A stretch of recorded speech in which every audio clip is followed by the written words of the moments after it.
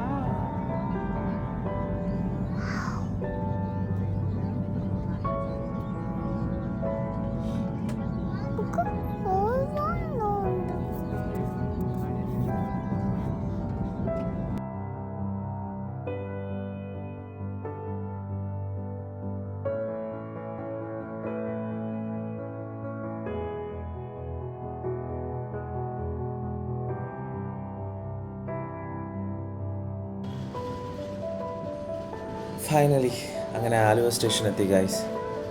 So അമ്മ ഞങ്ങൾക്ക് രാത്രി കഴിക്കാനുള്ള ഫുഡുമായിട്ട് അവിടെ വെയിറ്റ് ചെയ്യുക. കൂടെ സഹോദരിയും കുട്ടികളും ഉണ്ട്. ട്രെയിനിൻ്റെ ഈ കോച്ച് നിൽക്കുന്ന ആ ഒരു പോയിന്റിലാണ് അവർ വെയിറ്റ് ചെയ്യുന്നത്.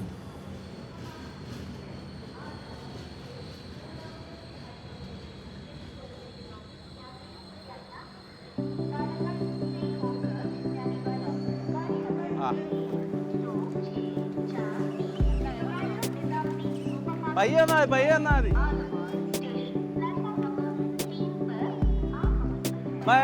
എടുത്തോ നീ ഇത് പിടി. എന്നാ വാവേ നിന്റെ മരുന്ന്. ടാറ്റാ, പോയിട്ട് വരാം.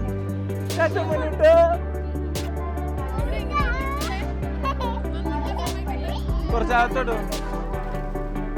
ഇവിടെ ഒന്നും വരൂല, നമ്മളെ ആ ഭാഗത്ത് തന്നെ ഇരിക്കുന്നു.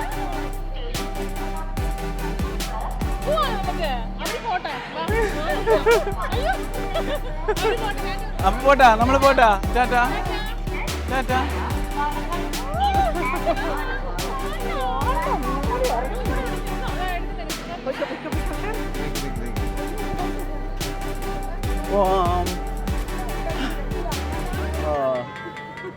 വെളി ഇറങ്ങൂലമ്മ നമ്മള്. അങ്ങനെ അവരടുത്ത് യാത്രയും ചോദിച്ച് ഞങ്ങളുടെ യാത്ര വീണ്ടും തുടർന്നു ഗൈസ്.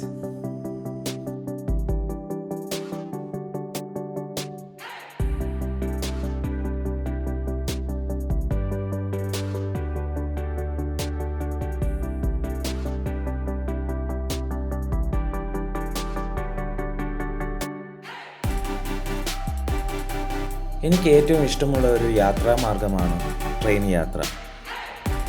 പുറത്തുള്ള കാഴ്ചകൾ ഇതുപോലെ കണ്ട് ആസ്വദിച്ച് മുന്നോട്ട് പോകുവാനും നമ്മുടെ കൂടെ യാത്ര ചെയ്യുന്ന ഓരോ വ്യക്തികളെ പരിചയപ്പെടുവാനും അവരുടെ പേഴ്സണൽ എക്സ്പീരിയൻസ് ഷെയർ ചെയ്യുമ്പോൾ നമുക്ക് കിട്ടുന്ന ഓരോ അറിവുകളും എനിക്ക് വിലപ്പെട്ടതാണെന്ന് എനിക്ക് പലപ്പോഴും തോന്നിയിട്ടുണ്ട്. അതുകൊണ്ട് തന്നെ ട്രെയിൻ മാർഗം എനിക്ക് ഭയങ്കര ഇഷ്ടമാണ് യാത്ര ചെയ്യാൻ. അങ്ങനെ ഈ യാത്രയിൽ ഞങ്ങൾക്ക് പരിചയപ്പെടാൻ സാധിച്ച ആദ്യത്തെ ഫാമിലീസാണ് ഇത്. ചാരിയുടെ വൈഫ് വിജയ. സോ അവരുടെ 2 മക്കൾ. ഇവരുടെ സ്വദേശം വിജയവാഡയാണ്, ആന്ധ്രാപ്രദേശിൽ. ചാരി വർക്ക് ചെയ്യുന്നത് ട്രിവാൻഡ്രത്താണ്. ഈ അങ്കിൾ മധ്യപ്രദേശിൽ ഭോപ്പാൽ സ്വദേശിയാണ്. പക്ഷേ അങ്കിൾ ഒരു മലയാളി കൂടിയാണ് കേട്ടോ. അങ്കിൾ ഇടയ്ക്കിടയ്ക്ക് കേരളത്തിൽ ഇതുപോലെ വന്നിട്ട് പോകാറുണ്ട്. നിങ്ങളുടെ പേര് പറഞ്ഞു? എൻ്റെ പേര് സദാശിവം പിള്ള എന്നാണ്. ഭോപ്പാലിലാണ്. ഇപ്പം കേരളത്തിലെ കായംകുളം മാവേലിക്കരയാണ് സ്ഥലം. നിങ്ങളെയൊക്കെ പരിചയപ്പെട്ടില്ല, വളരെ സന്തോഷം.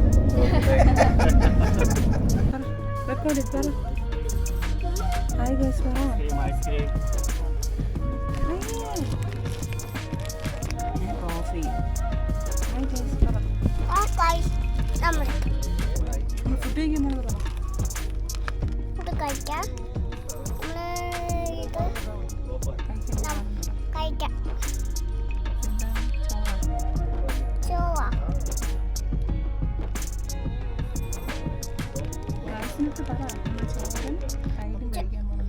ചോറും പിക്കൂട്ടിയും ചപ്പത്തിയും. അങ്ങ് ദൂരെ കാണുന്ന ആ ബ്രിഡ്ജ് വിജയവാഡയിലെ റെയിൽവേ ബ്രിഡ്ജാണ്. സോ ആ ബ്രിഡ്ജ് കഴിഞ്ഞ് കഴിഞ്ഞാൽ വിജയവാഡ സ്റ്റേഷനായി. 1984 പണി തുടങ്ങി. 1985 ഈ പാലത്തിൻ്റെ പണി പൂർത്തീകരിച്ചു. 21.26 കോടി രൂപയാണ് ഈ പാലത്തിന് ആകെ ചിലവായ തുക. 1.1 കിലോമീറ്ററാണ് ഈ പാലത്തിൻ്റെ ദൂരം. And this is Y.S. Jagan Mohan Reddy, the son of Y.S. Rajashekara Reddy, 17th Chief Minister of Andhra Pradesh. ഇദ്ദേഹത്തെ ഈ സ്റ്റേറ്റിലുള്ള ജനങ്ങൾ സ്നേഹത്തോടെ ജഗനണ്ണ എന്നാണ് വിളിക്കുന്നത്. ഈ പാലത്തിൻ്റെ ഇടയിലൂടെ ആ കാണുന്ന നദി ഗംഗയ്ക്കും ഗോദാവരിക്കും ശേഷം ഇന്ത്യയിലെ ഏറ്റവും നീളം കൂടിയ മൂന്നാമത്തെ നദിയാണ്. കൃഷ്ണ നദി, കൃഷ്ണവേണി എന്നീ 2 പേരിൽ അറിയപ്പെടുന്ന ഈ നദിക്ക് 1400 കിലോമീറ്റർ നീളവും മഹാരാഷ്ട്രയിൽ അതിൻ്റെ നീളം 282 കിലോമീറ്ററുമാണ്. മഹാരാഷ്ട്ര, കർണാടക, തെലുങ്കാന, ആന്ധ്രാപ്രദേശ് എന്നീ ഇന്ത്യൻ സംസ്ഥാനങ്ങളിലെ ജലത്തിൻ്റെ പ്രധാന സ്രോതസ്സാണിത്. അങ്ങ് ദൂരെ കാണുന്ന ആ പാലത്തിൻ്റെ പേരാണ് പ്രകാശം ബ്രിഡ്ജ്. രാത്രികാലങ്ങളിലാണ് ഈ പാലം കാണാൻ ഏറെ ഭംഗി. 24 മണിക്കൂറും തുറന്നു പ്രവർത്തിക്കുന്നു. പാലത്തിലേക്കുള്ള പ്രവേശനം തികച്ചും സൗജന്യമാണ്.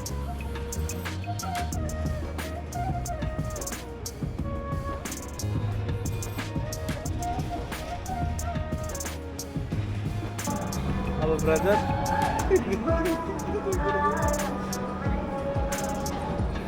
അങ്ങനെ ചാരിയും ചാരിയുടെ ഫാമിലിയും വിജയവാഡ സ്റ്റേഷനിൽ ഇറങ്ങുകയാണ്. ഇവർ തിരിച്ച് തിരുവനന്തപുരത്ത് വരുമ്പോൾ നമുക്ക് പോയി ഒരിക്കൽ മീറ്റ് ചെയ്യാം. അങ്കിളിവിടെ ഇറങ്ങണോ? Bye bye bye bye bye.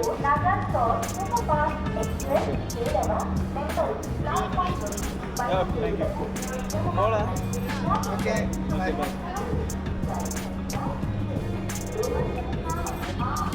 Bye. അമ്മ കൈ പിടിച്ചോ. ഇപ്പോൾ നമ്മൾ സഞ്ചരിച്ചു കൊണ്ടിരിക്കുന്നത് ഇന്ത്യൻ സംസ്ഥാനമായ മധ്യപ്രദേശിലൂടെയാണ്. മധ്യപ്രദേശിൻ്റെ തലസ്ഥാന നഗരം ഭോപ്പാലാണ്.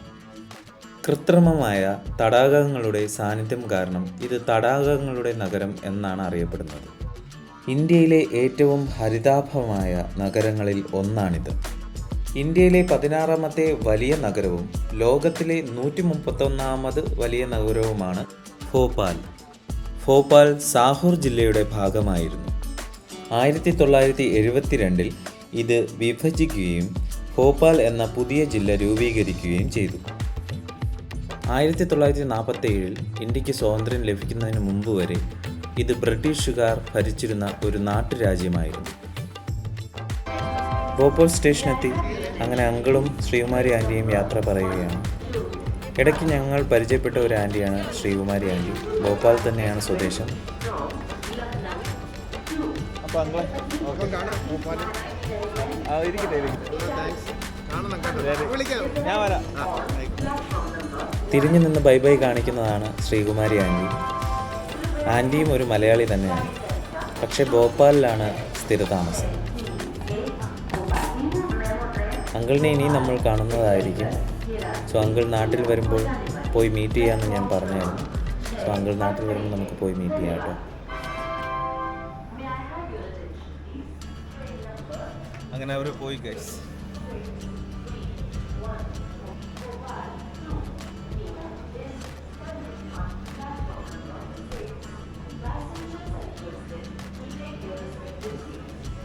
ഭോപ്പാലിൽ നിന്നും ഏകദേശം 12 മണിക്കൂർ യാത്രയുണ്ട് ഡൽഹി എത്താൻ. സോ ഡൽഹിയിൽ നമ്മൾ നിസാമുദ്ദീൻ റെയിൽവേ സ്റ്റേഷനിലാണ് റീച്ച് ആവുക. ഞങ്ങൾ സഞ്ചരിക്കുന്ന ട്രെയിനിൻ്റെ പേരും നിസാമുദ്ദീൻ എക്സ്പ്രസ് എന്നാണ്. ഡൽഹി എത്തിയതിന് ശേഷം ഒരു ദിവസം സ്റ്റേ ചെയ്തിട്ടാണ് ഞങ്ങൾ ജമ്മുവിലേക്ക് തിരിക്കുക. ജമ്മുവിൽ നിന്നുമാണ് ഞങ്ങളുടെ പാക്കേജ് സ്റ്റാർട്ട് ചെയ്യുന്നത്. ഞങ്ങളുടെ യാത്രകൾ എല്ലാം ക്രമീകരിച്ചിരിക്കുന്നത് കൊച്ചിയിലുള്ള ക്ലബ് ട്രാവലേറ്റ് എന്ന് പറയുന്ന ട്രാവൽസാണ്. ട്രാൻസ്പോർട്ടേഷൻ അടക്കം 3 to 5 days 3 star 4 star hotel stay അടക്കമുള്ള പാക്കേജുകളാണ് ഇവരുടെ കയ്യിൽ അവൈലബിൾ ആയിട്ടുള്ളത്. കൂടാതെ തന്നെ ഇന്ത്യയിലും ഇന്ത്യക്ക് പുറത്തും ഇവർക്ക് നിരവധി ഗ്രൂപ്പ് പാക്കേജുകളും കസ്റ്റമൈസ്ഡ് പാക്കേജുകളുമുണ്ട്. ബഡ്ജറ്റ് ഫ്രണ്ട്ലിയായി യാത്ര ചെയ്യാൻ താല്പര്യമുള്ളവർ സ്ക്രീനിൽ കാണുന്ന നമ്പറുമായി കോൺടാക്റ്റ് ചെയ്യാവുന്നതാണ്.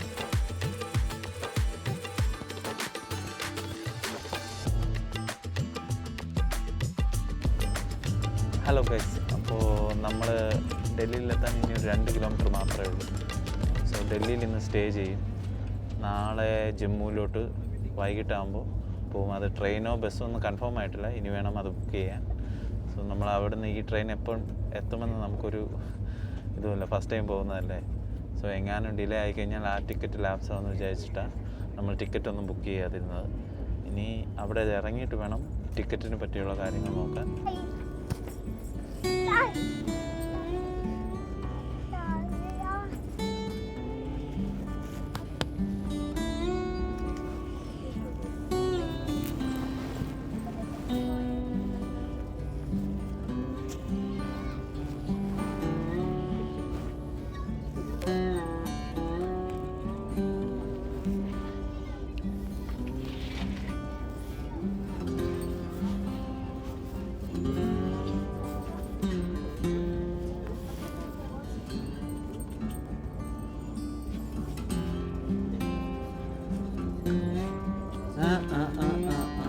അത് ചെയ്യണ്ട, അവരങ്ങനെ വെച്ചതാണ്. ഓക്കെ, ഹായ് ബോലോ, ഹായ് പറ, അതുമ്മ ഹായ് പറ, ഹായ് പറ ചേച്ചിക്ക്, ഹായ്.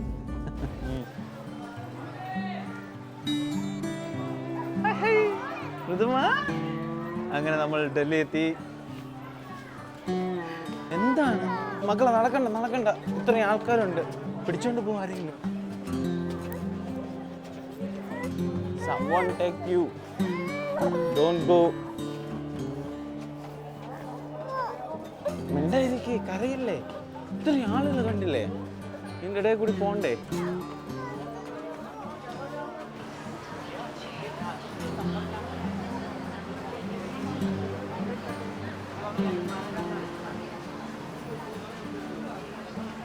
ഈ കാണുന്നതാണ് നിസാമുദ്ദീൻ റെയിൽവേ സ്റ്റേഷൻ്റെ മുൻഭാഗം. ഇവിടെ നിന്ന് തൊട്ടടുത്തുള്ള ബോഗൽ എന്ന് പറയുന്ന സ്ഥലത്ത് ന്യൂ മസ്ജിദിൻ്റെ അടുത്തായിട്ട് വൈറ്റ് പാലസ് എന്ന് പറയുന്ന ഹോട്ടലാണ് ഞങ്ങൾ താമസിച്ചത്. ഈ കാണുന്നതാണ് ബോഗൽ മാർക്കറ്റ്. ഡൽഹിയിലെ തിരക്കുള്ള മാർക്കറ്റുകളിൽ ഒന്നാണിത്. അതിരാവിലെ തന്നെ റൂം ചെക്കൗട്ട് ചെയ്ത് ഞങ്ങൾ പുറത്തിറങ്ങിയപ്പോൾ കണ്ട കാഴ്ച ഈ സൈക്കിൾ റിക്ഷയാണ്. ഒരു ചെറിയ ആഗ്രഹം കാരണം ഞങ്ങൾ അതിൽ കയറി കുറച്ച് ദൂരം ബോഗൽ മാർക്കറ്റിലൂടെ സഞ്ചരിച്ചു.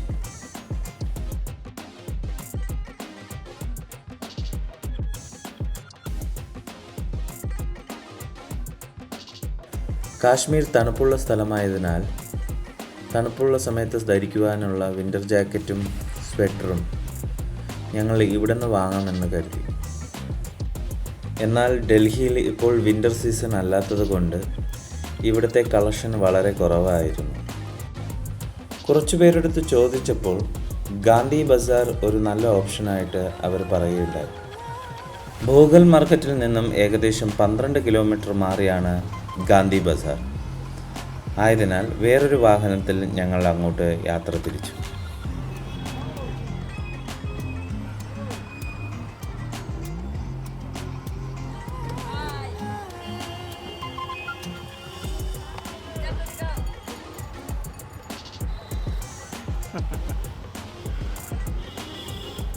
ഡൽഹി കാഴ്ചകൾ കണ്ട് യാത്ര ചെയ്യാൻ മനോഹരമാണെങ്കിലും അതിഭയങ്കരമായ പൊല്യൂഷൻ ഞങ്ങൾക്ക് അനുഭവപ്പെട്ടു.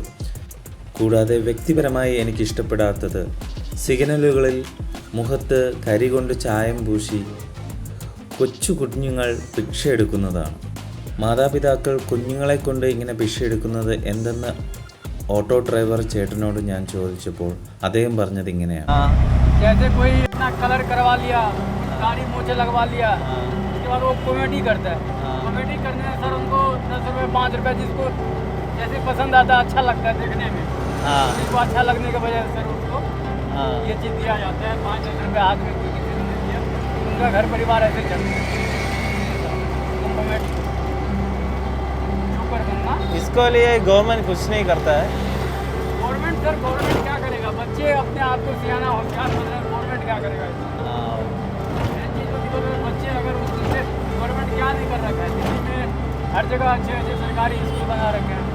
सरकारी स्कूल है, उसमें बच्चे को पढ़ाने के लिए कहते हैं, लेकिन किसी का बच्चा नहीं पढ़ता है. गरीब का बच्चा रोड पे आता है, लाल बैठता है, भीख मांगता है.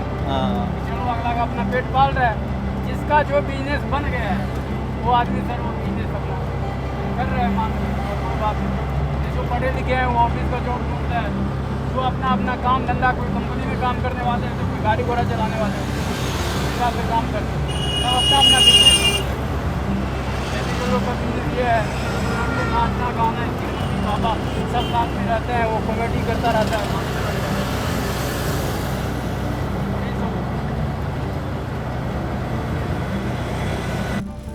ഇതാണ് ഗായ്സ് ഗാന്ധി ബസാർ. അതിരാവിലെ 9 മണിക്ക് ഞങ്ങൾ ഇവിടെ എത്തിയെങ്കിലും എല്ലാ ഷോപ്പുകളും ഓപ്പൺ ആയിരുന്നു.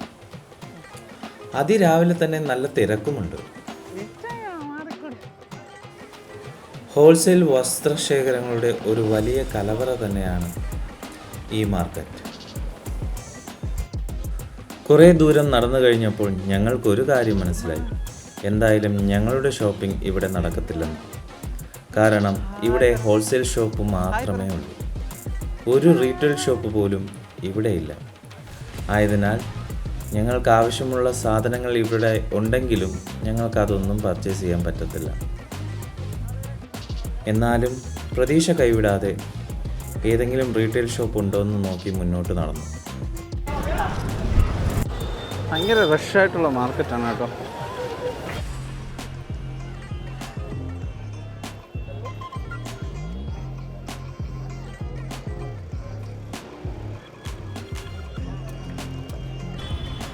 ഗാന്ധി മാർക്കറ്റിൽ എല്ലായിടത്തും ഹോൾസെയിൽ കിട്ടത്തുള്ളൂ, റീറ്റെയിൽ കിട്ടത്തില്ല. അപ്പോൾ സിലമ്പൂർ എന്ന് പറയുന്ന അടുത്തൊരു മാർക്കറ്റിൽ പോകണം. അവിടെ മാത്രമേ ഈ ജാക്കറ്റും അങ്ങനെയൊക്കെ ഉള്ളത് റീറ്റെയിലിൽ കിട്ടാൻ സാധ്യതയുള്ളൂ. സോ ഇവിടെയൊക്കെ നമ്മൾ മിനിമം 5 പീസെങ്കിലും മിനിമം എടുക്കണം. അതുകൊണ്ട് നമ്മളിപ്പോൾ സിലമ്പൂർ പോയിട്ട് നോക്കാം കിട്ടുമോ ഇല്ലേ എന്നുള്ളത്. ഇവിടെ ഇലക്ട്രിക് റിക്ഷ പോലെ ചെറിയൊരു സ്കൂട്ടറാണ് കണ്ടല്ലേ. സോ എല്ലാം ഇങ്ങനെ ടിക്കറ്റ് അടിച്ചാണ് പോകുന്നത്. നമ്മുടെ നാട്ടിലൊക്കെ ചാലക്കകത്ത് ഇതേപോലത്തെ ഇതൊന്നും കാണാൻ സാധിക്കില്ല. ഇവിടെയൊക്കെ ആണെങ്കിൽ ഇഷ്ടംപോലെ ഉണ്ട്. ചരക്ക് ഇതായിട്ടും അല്ലാതെ ആളുകളെ കൊണ്ടുപോകാനായിട്ടൊക്കെ റിക്ഷയും അതിൻ്റെ ഇടയ്ക്കിടയ്ക്ക് അടുത്തടുത്തായിട്ടൊക്കെ ഉണ്ട് കേട്ടോ. പക്ഷേ ഏറ്റവും കൂടുതൽ കാണുന്നത് ഇതേപോലെ സൈക്കിൾ ചവിട്ടിയിട്ടുള്ള റിക്ഷയും ഇതേപോലെ ഇലക്ട്രിക് റിക്ഷയാണ് ഇവിടെ കൂടുതലായിട്ടുള്ളത്. തിരക്കുള്ള മാർക്കറ്റിലൂടെ സഞ്ചരിച്ച് ഋതുക്കുട്ടിക്ക് ഒട്ടും വയ്യാണ്ടായി. കൂടാതെ നല്ല പൊടി നിറഞ്ഞ അന്തരീക്ഷമായിരുന്നു അവിടെ. ആദ്യമായി വരുന്നവർ മാസ്ക് ധരിക്കുന്നത് നന്നായിരിക്കും. അടുത്ത മാർക്കറ്റിൽ ഞങ്ങൾ എത്തിയെങ്കിലും ഋതുക്കുട്ടിക്ക് ഒട്ടും വയ്യാത്തത് കാരണം പെട്ടെന്ന് തന്നെ ഷോപ്പ് ചെയ്ത് അവിടെ നിന്നും ഒരു ഓലോ ഓട്ടോയിൽ ഞങ്ങൾ തിരിച്ച് ഹോട്ടലിലേക്ക് മടങ്ങി. രാവിലെ തന്നെ ഹോട്ടലിൽ നിന്ന് ചെക്കൗട്ട് ആയെങ്കിലും ഹോട്ടലിൽ തന്നെയുള്ള ഒരു ലോക്കർ റൂമിൽ ലഗേജ് വെച്ചതിന് ശേഷമാണ് ഞങ്ങൾ ഷോപ്പിങ്ങിനായി പോയത്. ഹോട്ടലിലെത്തി ലഗേജ് കളക്ട് ചെയ്ത ഉടൻ തന്നെ ഞങ്ങൾ അവിടെ നിന്നും ഓൾഡ് ഡൽഹിയിലേക്ക് യാത്ര തിരിച്ചു.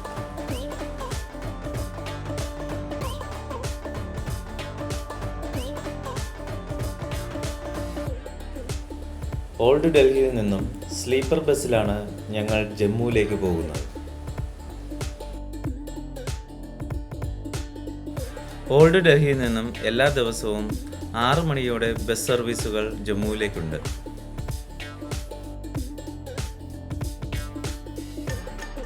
ഇന്നലെ നിസാമുദ്ദീൻ റെയിൽവേ സ്റ്റേഷനിൽ എത്തിയ ഞങ്ങളെ ഇന്ന് ജമ്മുവിൽ ബസ് കയറ്റി വിടുന്നത് വരെ നല്ല രീതിയിൽ ഈ മനുഷ്യൻ ഞങ്ങളെ ഹെൽപ്പ് ചെയ്തിട്ടുണ്ട്.